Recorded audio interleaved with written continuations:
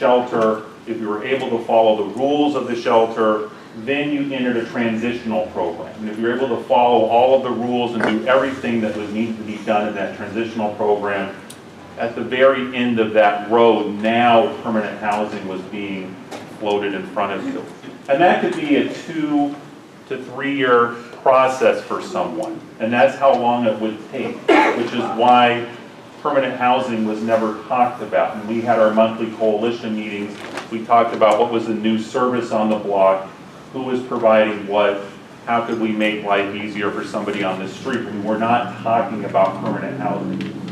That's flipped now. Now that's what we talk about at every single coalition meeting. We talk about how many people have we permanently housed.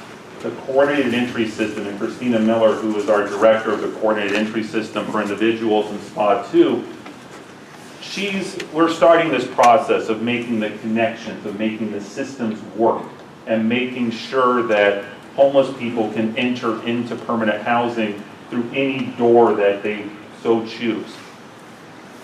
We have a program goal right now where with our coordinated entry, we have a grant from United Way that we want to house permanently 160 chronic homeless people in our first year of operation. And to date, we're about 105 chronic homeless people housed.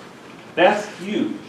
That did not happen even 5 years ago, but that's happening now. We're talking about chronically homeless people with very high acuity levels.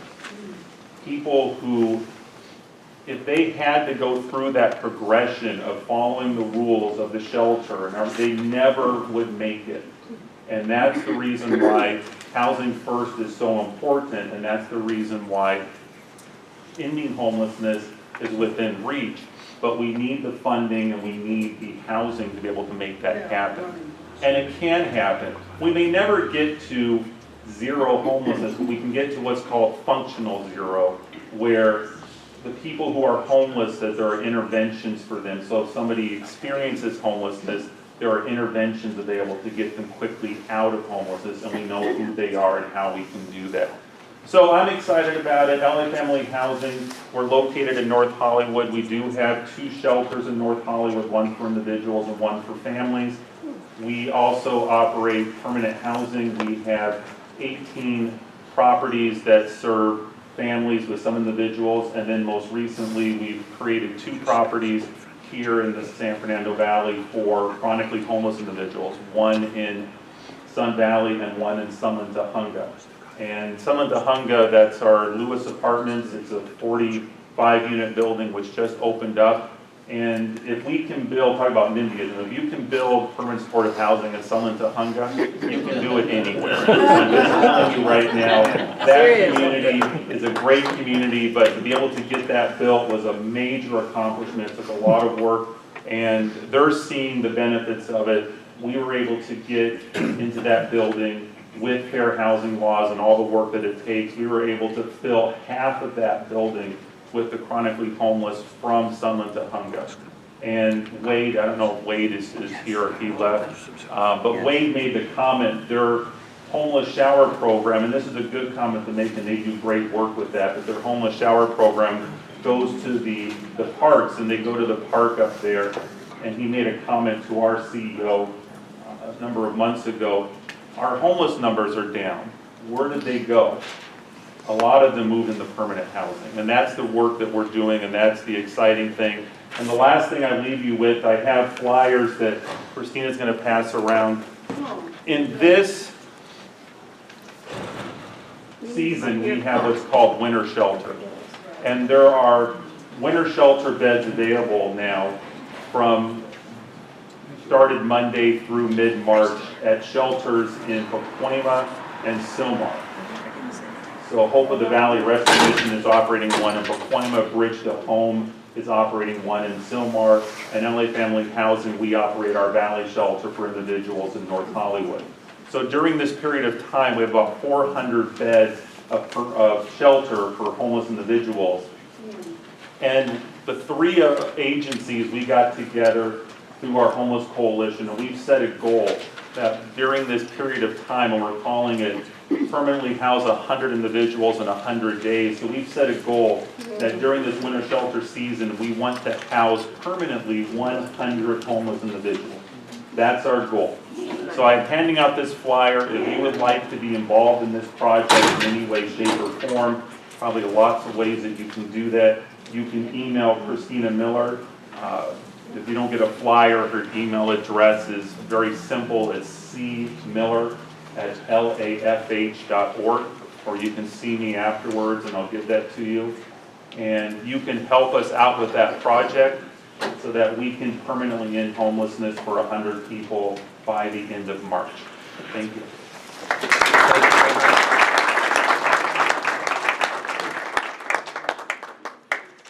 All right, up next we have Jim Randall with the Los Angeles County Department of Mental Health. I'm actually going to be speaking for NAMI. There's some other people here for the Department of Health. Beautiful.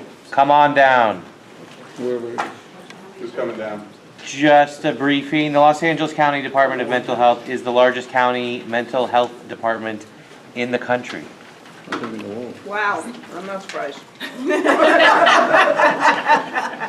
Hi everyone, my name is Lisa Wong and I'm the clinical district chief for the Department of Mental Health here in Service Area 2, which is the San Fernando Valley up to Santa Clarita, including Glendale and Burbank. And before coming out here to the Valley, I worked in Skid Row for over 23 years. I did direct service there. The last 4 years being there, I was the clinical director of the Skid Row clinic down there for the Department of Mental Health. So what we're discussing tonight is something very important to me and very near and dear to my heart. And it's been really a neat experience, like kind of hearing all of the speakers before me, because I realized, wow, how many different people, you know, I've really had to interact with, how many people I've depended on. And it makes you realize you're not alone in this. You know, as a service provider, you're not alone. And maybe there are some days when we have to admit the cavalry's not coming. But we also have to admit that, you know, we're the ones that we've been waiting for. So I think we have a lot of answers here in this room. We have pamphlets that one of my staff left on the sign-in table, and it gives you a little synopsis of the different services that we provide here. The Department of Mental Health provides in the service area, so I won't spend much time going over that. You can read a little bit about it. We provide a variety of services from trauma focus and prevention, all the way up to our highest level of care for our most acute clients in our FSP programs, and that's for full service partnership programs, and they have a motto of whatever it takes. What I'd like to speak a little bit on is some of the new innovations that we have coming around the corner that we're pretty excited about. Of course, you know, this year we've heard several people talk about CES, the Coordinated Entry System, and we've been so thrilled to be a partner in this. You know, when they piloted Project 50 down in the Skid Row area, they started doing this index of vulnerability. And for the first time, we were really able to prioritize folks who are at the most high risk and to be able to kind of triage and focus on who we needed to get into services first. So I'm thrilled for the coordinated entry system where we get to do this on a much, much larger scale. But coming right down the bend for us is SB 82, which is also known as the Investment in Mental Health Wellness Act of 2013. And what that's going to provide for the Department of Mental Health in our service area are what's called mobile triage teams. And this is very exciting because these mobile triage teams are, number one, going to be mobile. They're going to be out on the street, in the neighborhoods, and they will be focusing on 3 high-risk populations for us. One is the chronically homeless and seriously mentally ill. The other is older adults, and the third is veterans. So these mobile triage teams will be assigned to each of the service areas and work together to kind of troubleshoot and focus on those folks who are very high risk. Now they'll go ahead and provide services themselves, so they're not just going out and doing linkage. They're actually going to provide services on the street, try to get people engaged, and keep their cases open for about 60 days to help folks stabilize, get into housing, establish benefits, and then get linked with a community mental health partner. So that should be coming. I think the board just approved our request this past month. Next, we will also be, well, this is already implemented, and I guess Bonnie and Adrian aren't here anymore, but with San Fernando Valley Community Mental Health Centers, Inc., they are one of our DMH contractors. We've started a pilot on court diversion here at the Van Nuys Courthouse and the San Fernando Courthouse. So we're primarily focusing on those individuals who have a serious mental illness, chronic homelessness, as well as veterans who are coming into our court systems on misdemeanors or very low-level nonviolent felonies. And we take them into the program quickly. We get them into housing, we get them engaged mental health services, and integrated care with substance abuse and health services. So I think, these are two things that are going to make a difference. And really, they're just additions to what we already do. We have a wide array of services, but I know sometimes it can be a mystery how to access, how to get in. So I encourage any of you, when you have a need come up in this area, whether it's someone you meet on the street or someone known to you or for you yourself, take one or more of these brochures, and they have all the contact information here on the back. There's my number as well as the number of my navigation team. And my navigation team is a fantastic group of individuals who are very committed with connecting people with services. We have a housing specialist, a homelessness specialist, that's their Angel Quintanilla. Angel, raise your hand. And we have an FSPF CCS specialist and a hospital liaison who's also a liaison with law enforcement. If whatever issue you have, you can call them and they will connect you with the right people, whether it's services or somebody else. And it runs the gamut. Sometimes it's a parent. We got a call the other day, a parent who's from Michigan, and her son with schizophrenia was having problems out here on the street, but she can't get out here, so we helped her work with that situation. The other day we had a truck driver who called to say that he wanted help finding some kind of training program so that he can find other employment. So that was a new one for us, Barb, but we did. I'll find something. So we do have a whole team there to help answer questions and connect you with the right resources. So thank you very much, and I hope that you will contact us if you have any needs, and my staff and I will be around if you have any questions. Thank you. At the end. Thank you, Lisa. This one's not Thank you very much.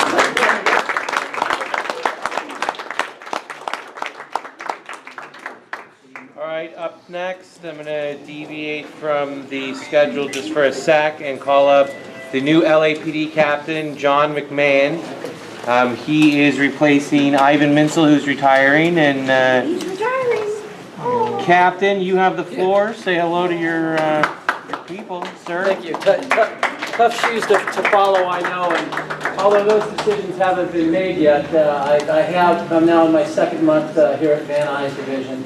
And let me start off by saying that these issues that we're discussing here today are not new to me. I've spent about almost 6 of my 26 years on LAPD in our Central Division, which, if you don't know, deals with Skid Row.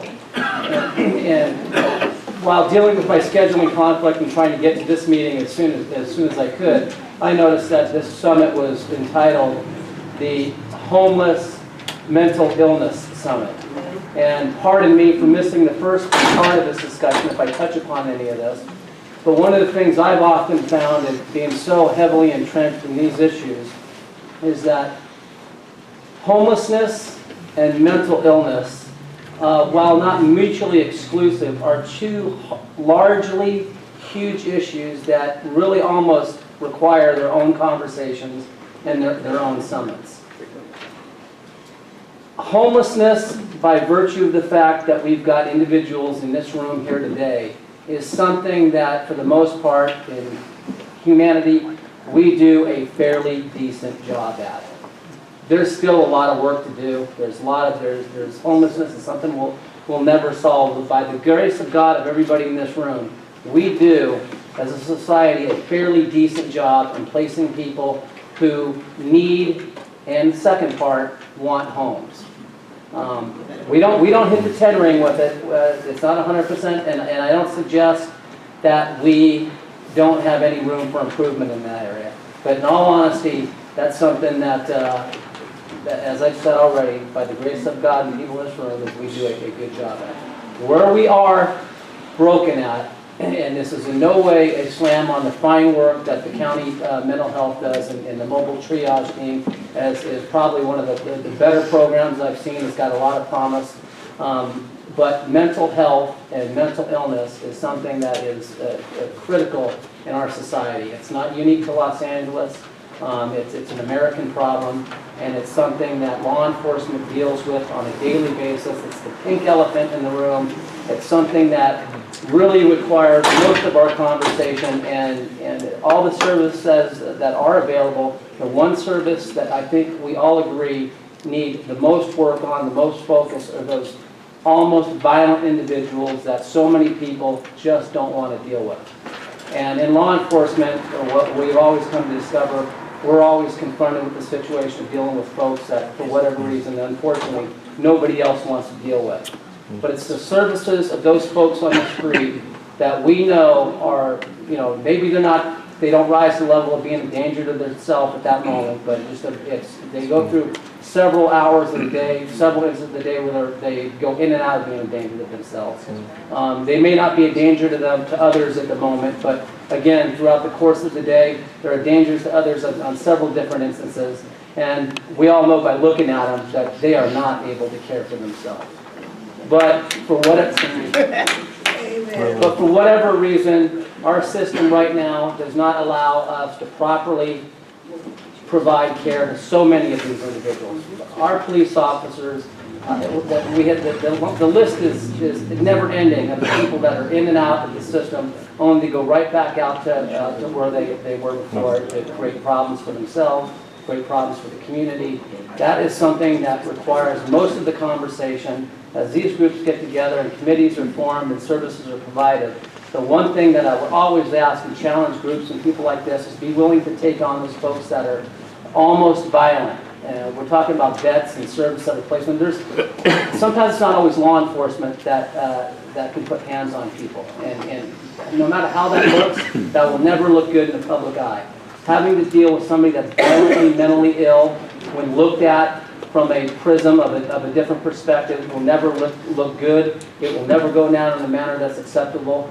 But until we're willing to have a meaningful, honest conversation on how to deal with the violently, mentally ill, maybe not at that moment, maybe not to the extent where they rise to the level of a 5150 hold, but they're a problem, and it's a problem that needs to be dealt with. And I'm so encouraged by this mobile triage team, its efforts that have been kicked off in the Central Division have shown a great deal of promise.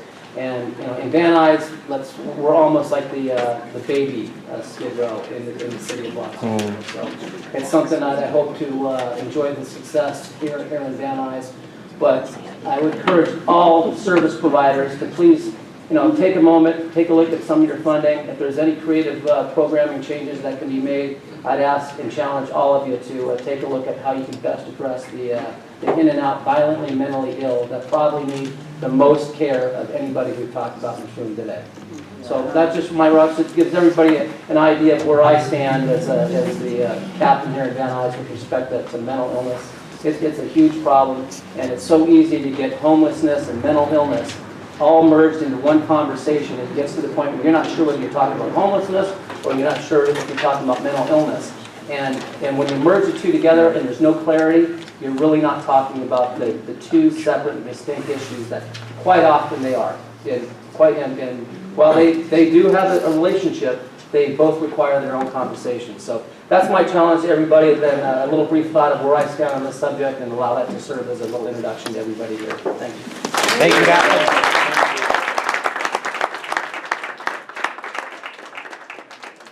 All right, you guys, it looks like we have 2 more speakers, and then we will be concluding our summit. I am going to call... Going to public comment. Yeah, of course Donna, we will. We wouldn't miss it for the world. Peter Gatoff with the Weingard Center, Director of Clinical Services. You were recognized, sir. The floor is yours. Thank you very much.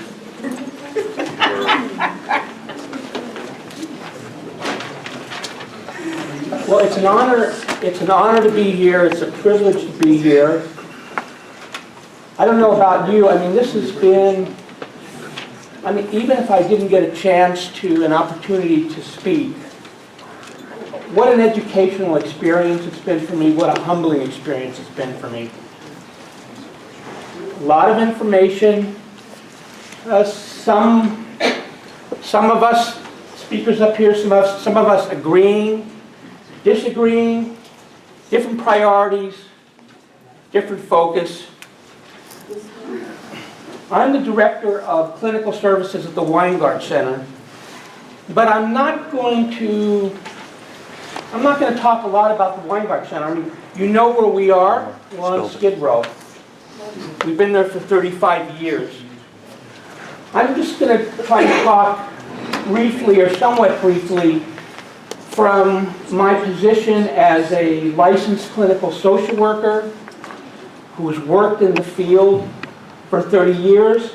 I've worked on different levels, I imagine, with all the different, at one time or another, all the different stakeholders who are in this room.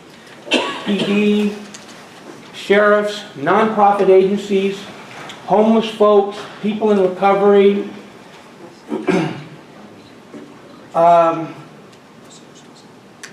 elected representatives. If I left anybody out, don't take it personally. So I know, it probably would be easy for me to give some answers. I think it's partly about making some recommendations and also asking questions. Now, you've heard from us, we all have different perspectives in terms of where we're at with optimism and hopefulness. I'm a very optimistic person, fairly idealistic person, not as idealistic that as I used to be when I got into the social work field 30 years ago. More pragmatic in certain ways, more self-aware in certain ways in terms of my limitations, my point of view. So I want to make some recommendations and raise some questions. As you all have probably figured out, the solution to the problem, if we just, let's say we just define the problem as folks that are homeless and have mental illness, it's not a simple answer. It's like there's different, you can choose different points on the, if it's like a continuum, there's different points where you can focus in terms of trying to have an impact and trying to change the system. So I would urge all of you, it's not one size fits all. For some of you, working as volunteers with your local police agency. For others, you're working with a nonprofit agency. For others, putting pressure on your politicos. For others, it might be trying to influence in terms of the feds as far as leadership and so on. So you have choices, and you have to look at yourself and see what's doable for you and where in this imperfect system you can have the most impact. But based on what my own experience and what I've heard tonight, I just want to reiterate a couple points. And I realize I'm coming from big picture. I just want to say I'm a micro and macro kind of guy. I have directly worked with, I've done clinical work and counseling, case management work with folks that are homeless and have mental illness, but I'm trying to take more of a big picture, I guess a big picture position tonight, this evening. So, number one, there's a lot of money, there's more money being thrown and directed towards this problem than there used to be, and that's a good thing. But just that in itself is not going to solve the problem. And so here are a couple suggestions that I have. One is, it has to do with where and how we spend the money. I am a big supporter of Good. Let me get my water because I'm getting too dry. Somebody would have brought it to you. No, it's all right. So I'm a big supporter of the concept of permanent assisted supported housing. From what I've seen, in my experience, helping folks, well, any of us, we know how important it is to have a roof over our heads. And with some of us, we need support, we need assistance, we need someone to go to when, if there's a crisis in our life, if we don't know how to cope with something.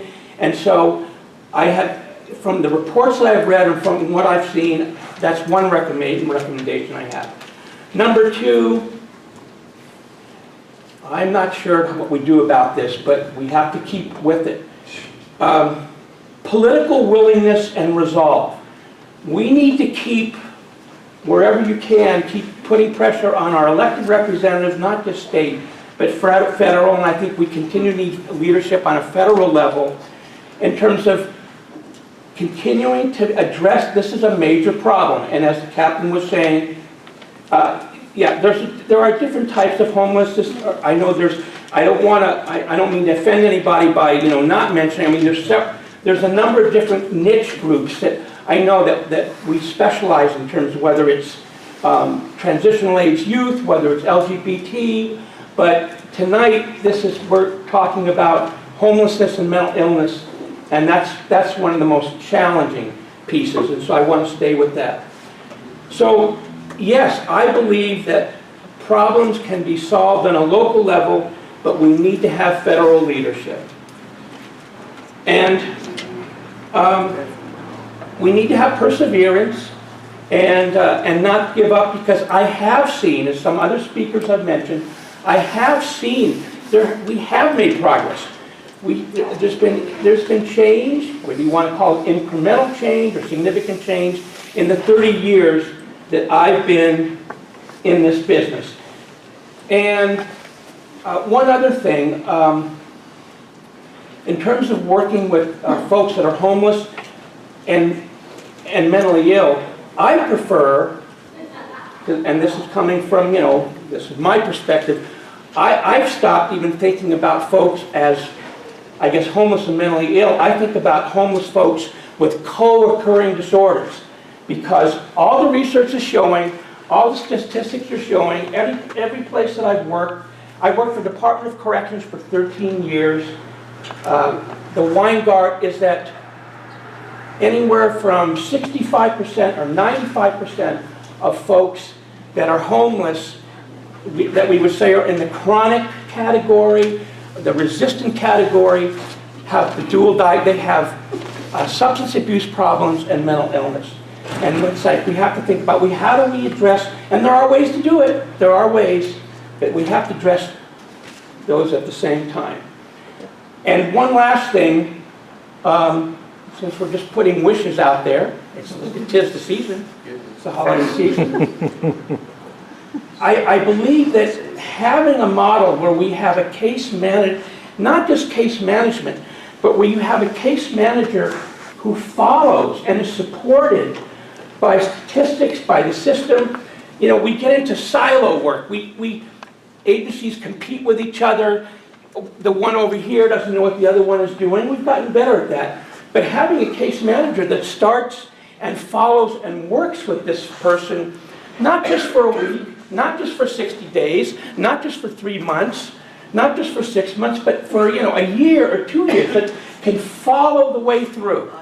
I've seen what happens with the fragmentation, the lack of communication, the lack of coordination. Again, it's gotten better, but we have a ways to go. So having that model, and it goes without saying, having a model where there's the shared information between all of us in terms of the service givers that are involved in helping these folks. You could have 15 different agencies, 15 different computer systems. We even, in our own agency, we have 18 different programs. Sometimes it's like we have to work like, well, do we know what this program is doing with that? Are we on the same page? So anyway, Thank you for listening. I'm so glad I had a chance. You too.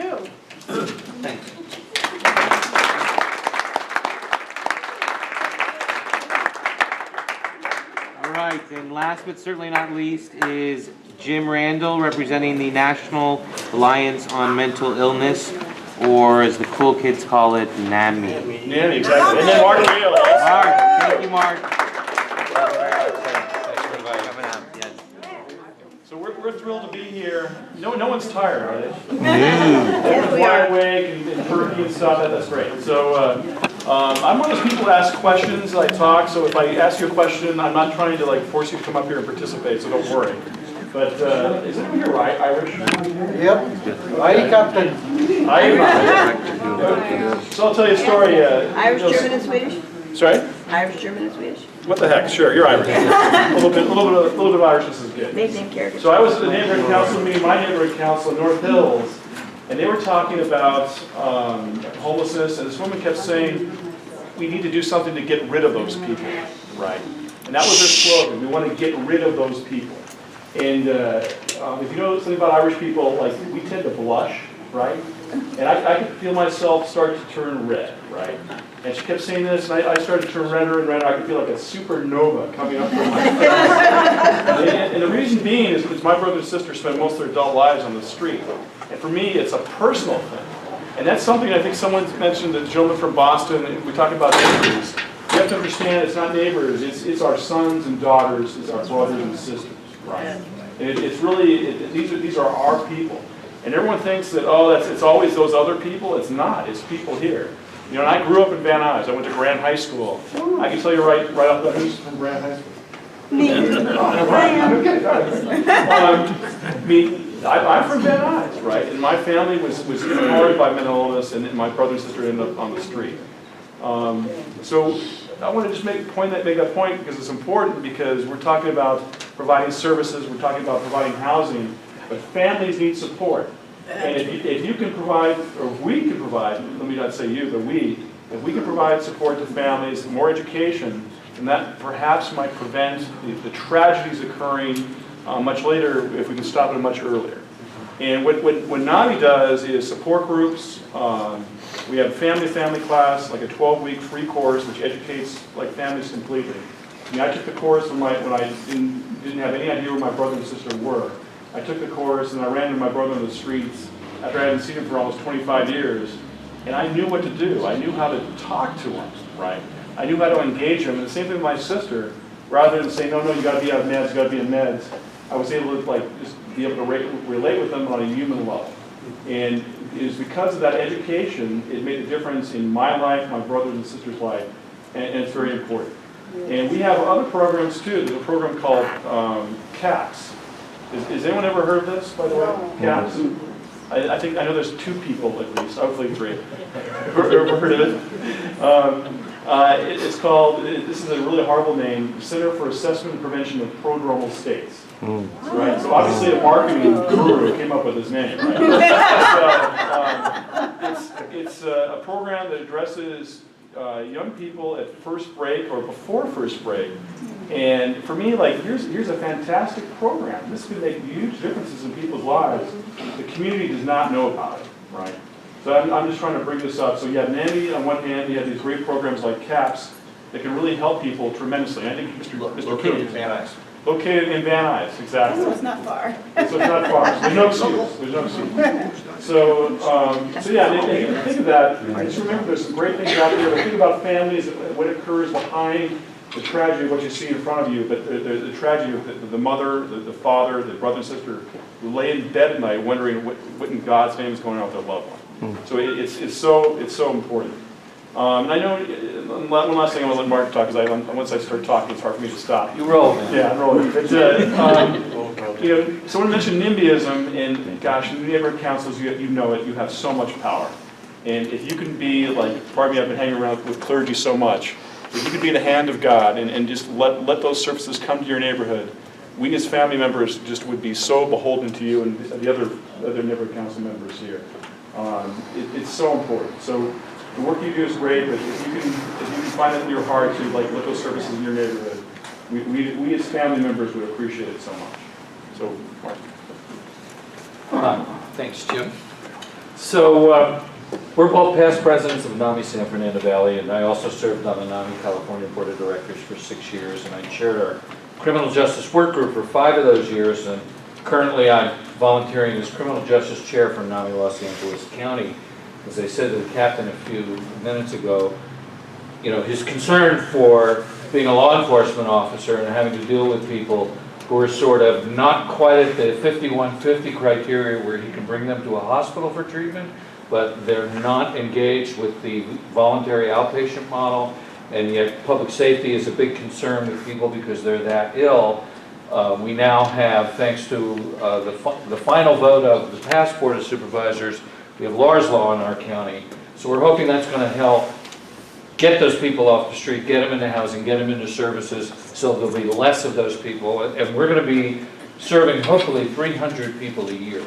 So that, you know, DMH is just in the beginning stages now, the authorization is there to start hiring. So hopefully that will be of great assistance. So I just want to touch on a little bit some issues that are timely. I'm not a housing specialist. There are people in this room who have forgotten more about housing than I'll ever know. But there are some things going on in the criminal justice system that intersect with housing. One is Prop 47. We just passed a bill that took, you know, and I know the police officers, I know the district attorney's office, the public defender's office are thinking about this a lot because people who were in programs like a mental health court or drug court who were mandated for treatment, and it was also a door in which people were also getting mental health treatment. Now those crimes are no longer felonies, they're now misdemeanors, so all of a sudden they're being dropped from programs. So it's important upon the service providers here from DMH and our substance abuse providers that if they're no longer eligible for a drug court or a mental health court, that we still link them to the services that they need. Yes, they will have to accept those voluntarily. We've basically taken substance abuse and converted it to the voluntary outpatient model. You know, and we don't have the coercion of the criminal justice system now to keep people in treatment. They're going to have to agree to treatment. We're going to have to make that attractive to them. But once those people leave those programs, they could also possibly be homeless.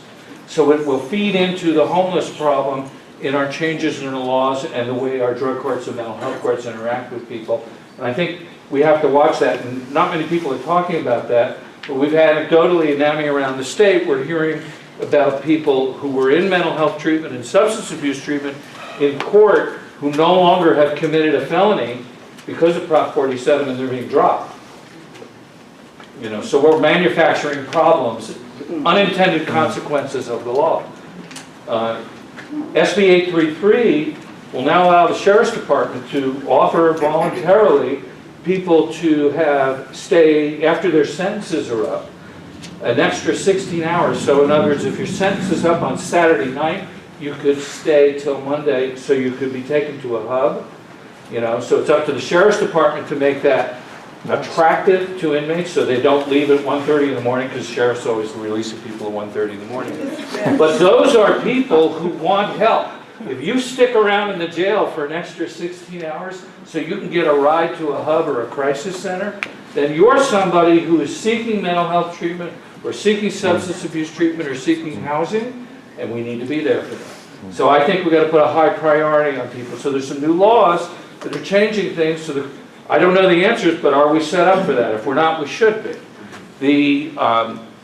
You know, there's, you know, when I talk to the mental health system, I always say linkage is our weakest link, because we don't do linkage very well, especially in the criminal justice system.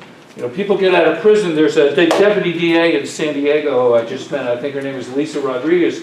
You know, she's actually sending vans and buses up to Donovan